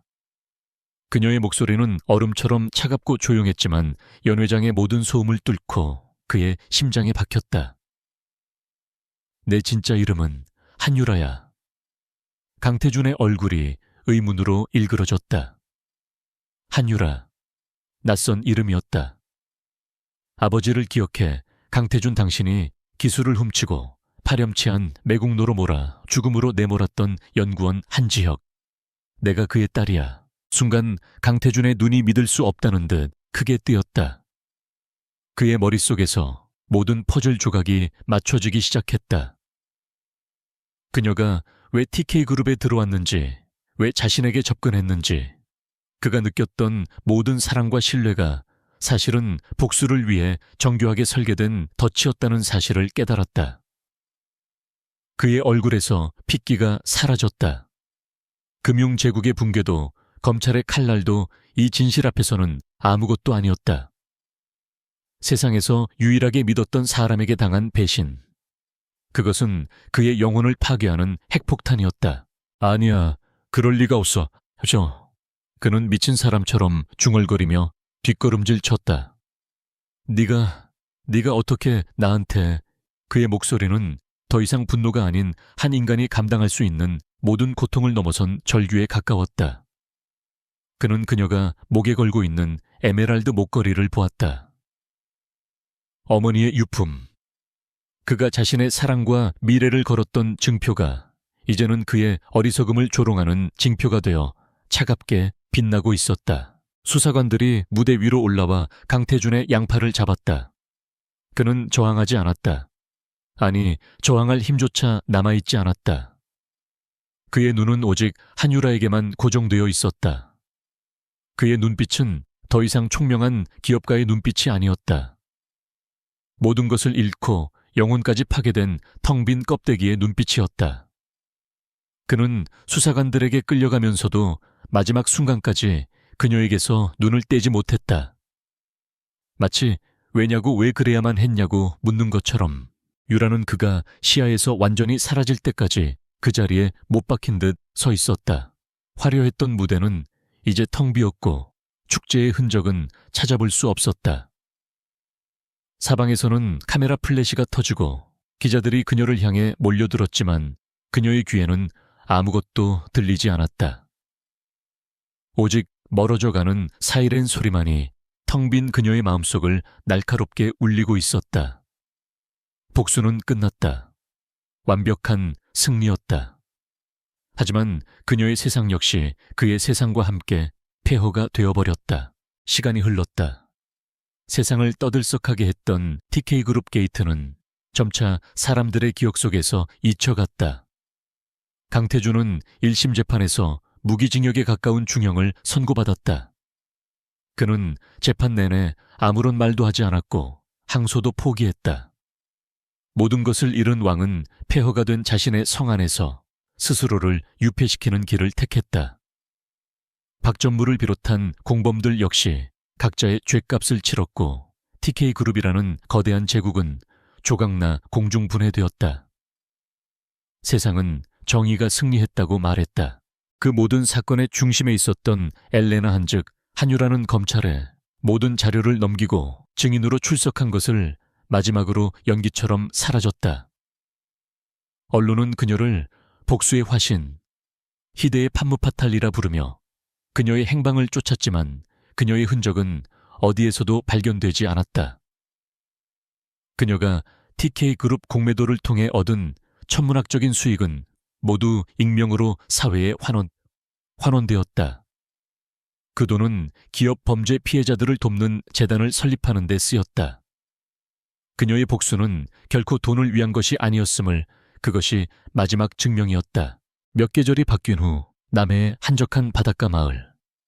낡은 어선들이 포구의 한가로이 메어 있는 작은 마을에 외부인들에게 거의 알려지지 않은 작은 서점을 운영하는 여자가 있었다. 그녀는 말이 거의 없었고 언제나 창백한 얼굴에 슬픈 눈을 하고 있었다.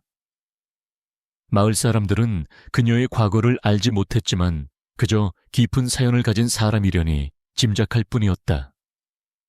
그녀의 이름은 이서연, 한유라가 자신에게 부여한 새로운 이름이었다. 그녀는 엘레나 한도 한유라도 아닌 존재로 살아가고 있었다. 그녀의 삶은 지독할 정도로 고요하고 단조로웠다. 아침에 일어나 서점 문을 열고 책을 정리하고 찾아오는 몇 안 되는 손님을 맞이했다. 그리고 해가 지면 문을 닫고 작은 방으로 돌아와 텅 빈 어둠 속에서 밤을 지새웠다. 복수라는 거대한 목표가 사라진 그녀의 삶은 방향을 잃은 유령선처럼 공허한 시간의 바다 위를 표류하고 있었다. 그녀를 불태우던 증오는 모두 재가 되어 사라졌고 그 자리에는 차가운 공허만이 남았다. 그녀는 더 이상 악몽을 꾸지 않았다. 하지만 그것은 평화를 찾았다는 의미가 아니었다. 그녀는 이제 꿈 자체를 꾸지 않았다. 그녀의 밤은 아무것도 존재하지 않는 완전한 무의 공간이었다. 때때로 그녀는 마지막 순간에 강태준의 눈빛을 떠올렸다. 모든 것이 무너져 내리던 그 순간 그가 자신을 바라보던 그 텅 빈 눈동자. 그 눈빛은 평생 그녀를 따라다닐 저주가 될 터였다. 그를 파괴한 기억은 그녀 자신도 파괴하는 독이 되어 혈관을 타고 흘렀다. 아버지의 기일이 다가왔다. 그녀는 며칠을 망설인 끝에 처음으로 마을을 떠나기로 결심했다. 몇 번의 버스를 갈아타고 도착한 곳은 아버지가 잠들어 계신 산 중턱의 작은 공원 묘원이었다. 그녀가 그곳을 찾은 것은 10수년 만에 처음이었다. 그녀는 검은색 코트 차림에 국화꽃 한 다발을 들고 있었다. 가을바람이 그녀의 머리카락을 흩날렸고 그녀의 얼굴은 살아있는 사람이라고는 믿기 어려울 정도로 생기가 없었다. 아버지의 묘비 앞에 선 그녀는 아무 말도 하지 못하고 오랫동안 서 있었다. 묘비에 새겨진 한지혁이라는 이름. 그녀 인생의 시작이자 끝이었던 이름. 그녀는 천천히 무릎을 꿇고 비석을 어루만졌다. 차가운 돌의 감촉이 손끝을 통해 심장까지 전해지는 것 같았다. 아버지, 저 왔어요. 아주 오랜만에 그녀는 한유라로서 입을 열었다. 그녀의 목소리는 갈라져 있었고 마치 아주 오랫동안 사용하지 않은 악기 소리 같았다. 다 끝났어요, 아버지. 아버지의 명예는 이제 깨끗해졌어요. 세상 사람들 모두가 아버지의 진실을 알게 됐어요. 그녀는 담담하게 사실을 고했다. 그녀는 자신이 계획했던 모든 것을 완벽하게 이뤄냈다. 원수는 죗값을 치렀고 정의는 실현되었다. 하지만 그녀의 목소리에는 어떠한 기쁨이나 후련함도 담겨 있지 않았다. 그녀는 그저 텅 빈 눈으로 묘비만을 바라볼 뿐이었다. 그런데 아버지, 저는 어떻게 해야 할까요? 마침내 그녀의 입에서 나온 질문은 자기 자신을 향한 것이기도 했다. 복수를 위해 살아왔는데 이제 복수가 끝나버렸어요. 제 인생도 함께 끝나버린 것 같아요. 저는 당신의 자랑스러운 딸이 되고 싶었어요. 하지만 지금 제 모습을 보세요. 제 손은 너무 더러워졌고 제 마음은 텅 비어버렸어요. 당신이 사랑했던 딸 한유라는 이제 이 세상에 없어요, 아버지. 그녀는 울지 않았다. 눈물샘이 모두 말라버린 사람처럼 그녀의 눈은 건조했다. 그녀는 그저 자신의 패배를 인정할 뿐이었다. 강태준을 무너뜨리기 위해 그녀는 그의 방식대로 싸웠다. 기만과 배신, 그리고 인간의 가장 순수한 감정인 사랑을 무기로 사용했다. 그리고 그 과정에서 그녀 역시 그와 같은 괴물이 되어버렸다. 아니, 어쩌면 그보다 더한 존재가 되었을지도 모른다. 그는 적어도 자신의 감정에 솔직했지만 그녀는 모든 것을 거짓으로 쌓아 올렸으니까. 그녀는 들고 온 국화꽃을 묘비 앞에 내려놓았다. 그리고 마지막으로 묘비를 한 번 더 쓸어보고는 자리에서 일어났다. 바람이 더욱 차가워지고 있었다. 그녀는 코트 깃을 여몄다. 이제 어디로 가야 할까? 그녀에게는 돌아갈 집도 기다리는 사람도 없었다. 그녀는 그저 이름 없는 존재가 되어 이 세상 어딘가를 떠돌게 될 터였다. 그녀는 자신의 복수가 왜 자기 자신을 먼저 무너뜨렸는지 이제야 알 수 있었다. 그것은 복수의 과정 자체가 자기 파괴의 과정이었기 때문이다. 한유라는 천천히 등을 돌려 산을 내려가기 시작했다. 그녀의 발걸음은 힘이 없었고 그림자는 길게 늘어져 있었다. 그녀는 복수에 성공했지만 결국 아무것도 얻지 못했다. 그녀는 아버지를 위한 정의를 실현했지만 그 대가로 자기 자신을 잃었다. 그녀의 이야기는 승리의 기록이 아니라 한 영혼이 어떻게 스스로를 파멸시켜 갔는지에 대한 슬픈 비망록이었다. 저 멀리 지는 해가 세상을 붉게 물들이고 있었다. 마치 모든 것이 불타버린 폐허의 풍경처럼